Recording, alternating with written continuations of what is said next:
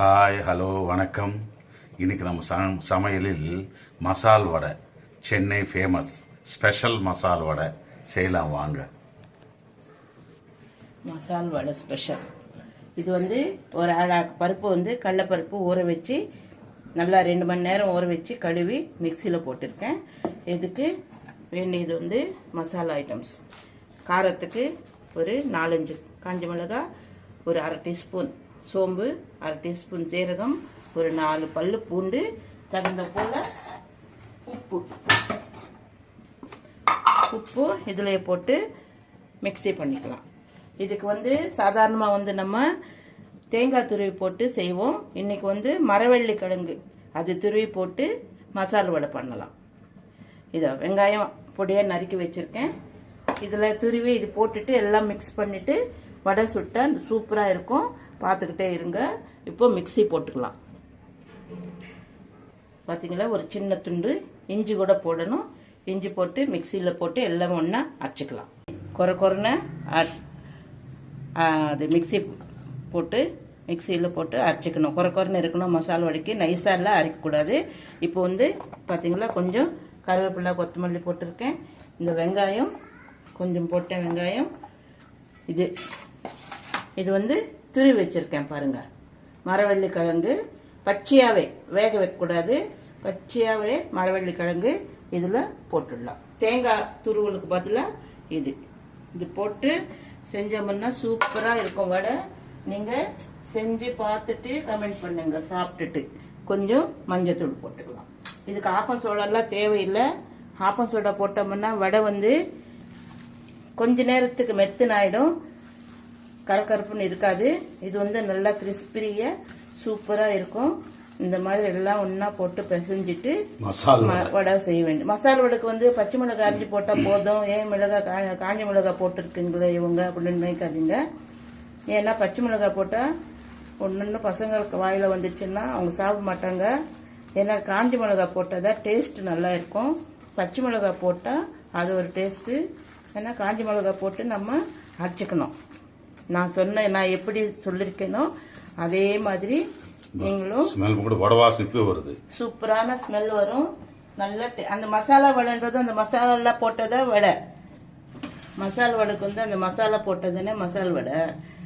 சிலர் என்ன பண்ணுவாங்க, சும்மா உப்பு போட்டு அரைச்சிட்டு பச்சை மிளகாய் எல்லாம் அரைச்சி போட்டுட்டு அவ்வளவுதான். பாத்தீங்களா, மசால் வடை.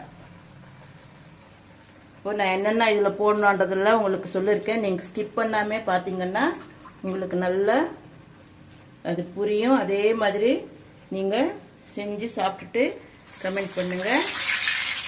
இதுதான் மசால் வடை செய்யறதுக்கு என்னென்ன வேணுன்றதெல்லாம் நான் சொல்லியிருக்கேன். கொஞ்சம் இஞ்சி கூட போடணும். இஞ்சி, பூண்டு, சோம்பு, கொஞ்சம் ஜீரகம், கொஞ்சம் காஞ்ச மிளகாய் ஒரு 4 பருப்பு, அவ்வளோதான்.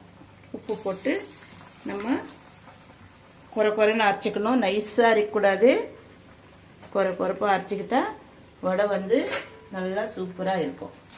பார்த்தீங்களா, வடை வருதுன்ட்டு மசால் வடை ரெடி. ஏன்னா எங்கள் வீட்டில் நான் கொஞ்சம் பெருசாக போட்டுக்கிறோம். சிலர் ரொம்ப சின்னதாக போடுவாங்க. சென்னை ஸ்பெஷல். இப்போ எல்லா இடத்துலையும் ஸ்பெஷல் தான் எல்லாமே. ஏன்னா யூடியூப் வந்ததுனால எல்லாருமே பார்த்து செய்கிறாங்க. ஒரு காலத்தில் தான் இது சென்னை ஸ்பெஷல், இது ஆந்திரா ஸ்பெஷல்ன்றது. அப்படியெல்லாம் கிடையாது. இதெல்லாம் பார்த்துட்டு எல்லாமே செய்யறதுனால நம்ம இந்தியா ஸ்பெஷல்.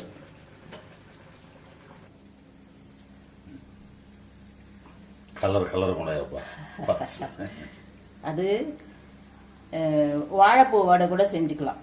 இப்போ நம்ம இது மரவள்ளி கிழங்கு துருவி போட்டோம்ல, அதுக்கு பதிலாக வாழைப்பூ கிடைச்சா வாழைப்பூ அது மிக்சியில் போட்டு அதை நல்லா க்ளீன் பண்ணி உள்ளே இருக்கிறதெல்லாம் எடுத்துட்டு நல்லா க்ளீன் பண்ணிட்டு மிக்சியில் போட்டு ஒரு மெத்தனாயிடும்.